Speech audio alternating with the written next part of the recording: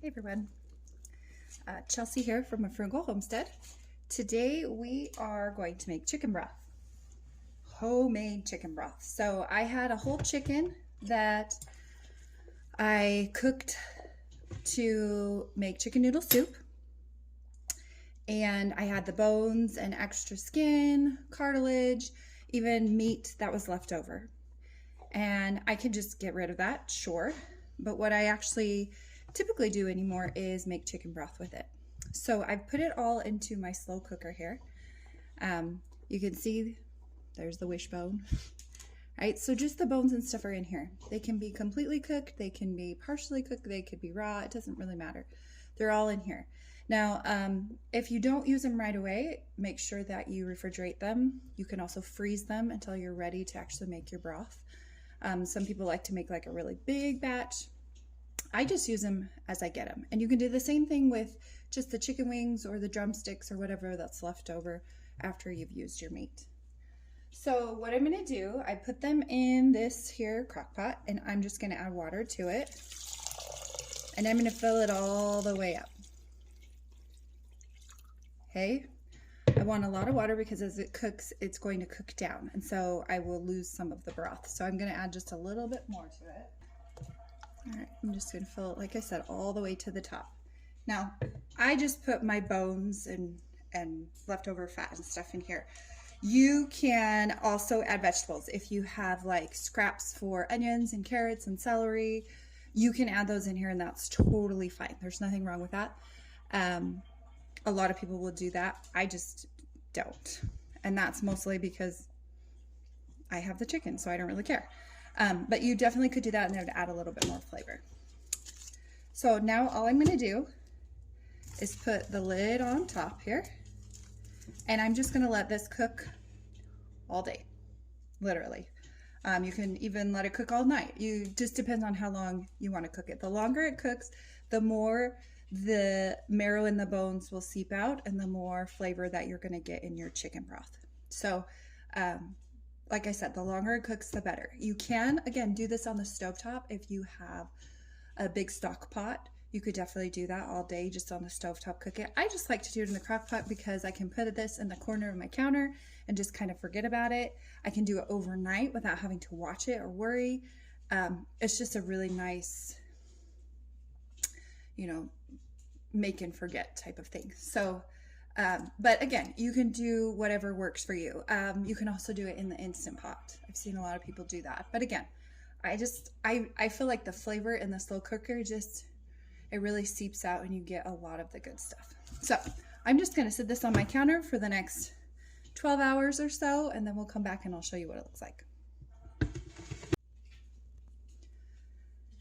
We've had our chicken bones in water overnight. I'm just gonna open up our crock pot here and you can just see all the bones and fat and whatever's left over in there. So what we're gonna do, just move things around a little here.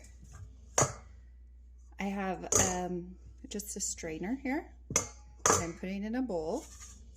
And I'm just gonna lift my crock pot up here. And I'm just gonna pour everything right through that strainer. It does get hot, so keep your fingers out of the way. Get a good grip on it here. And then that strainer will get any of the bones or fat. Now this is still actually really good. I'm gonna do a second batch of broth using these same bones and fat because there's still a lot of goodness in them. And then there is my beautiful chicken broth. Isn't that gorgeous? Now I can take this and I can can it in the canner, or what I do is I will let it cool and then I'll put it in some Ziploc bags and freeze them, and I'll show you that process when this cools down. Our broth has sat and is now cooled off. I'm just going to take a measuring cup here and just stir it a little bit. Just because, you know, sometimes you're going to get some of the gelatinous material. And then I've just labeled some freezer bags, chicken broth, 2 cups. You can do more or less depending on, you know, what you use for your family. Most of the recipes that I use call for 2 cups, sometimes 4, but I can always get 2 bags. So, and then I just put it inside of a cup. Kind of saw how I did that. And then I can easily get my chicken broth right into my freezer bag. Just add just a little bit more. And then I can take it, pull it out, and get all the air out of it. And then when we freeze it, I will freeze it flat like this. And then after they're frozen, then I put them in a box in a row so that they all kind of slide in. So it's a really nice way to freeze your broth and be able to access it without it taking up like a ridiculous amount of space. So for this batch, looks like I probably have about 5, maybe 6 cups, probably not quite 6 cups of broth out of it. And that's awesome because I use a lot of chicken broth.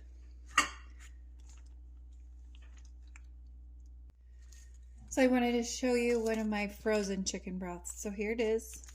This is 2 cups. This is from just a few months ago. Frozen, it's nice and flat, and then they'll just kind of stack in rows. So that's how you make chicken broth. It's super simple.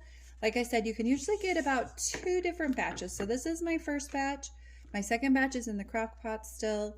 It still has some time to go before it's ready. It might not be quite as flavorful as this one. I think it probably still will be.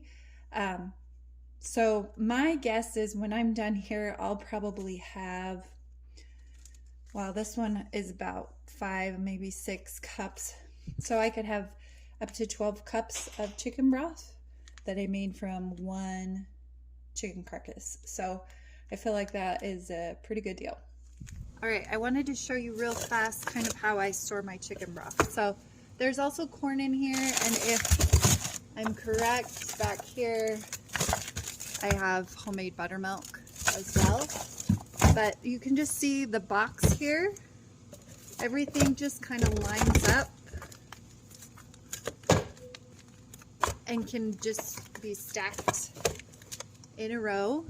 And if you come up over the top here, you can see they just all stack up in a row. And that's just a really nice way that I found to store them, so I'm not having to,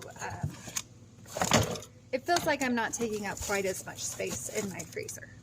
Okay, and then there's spots on top where I can store meat or veggies or whatever else.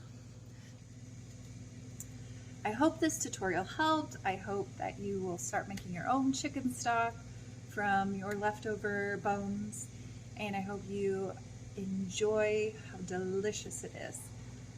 If you have comments or questions, make sure to leave them down below, and we'll see you next time.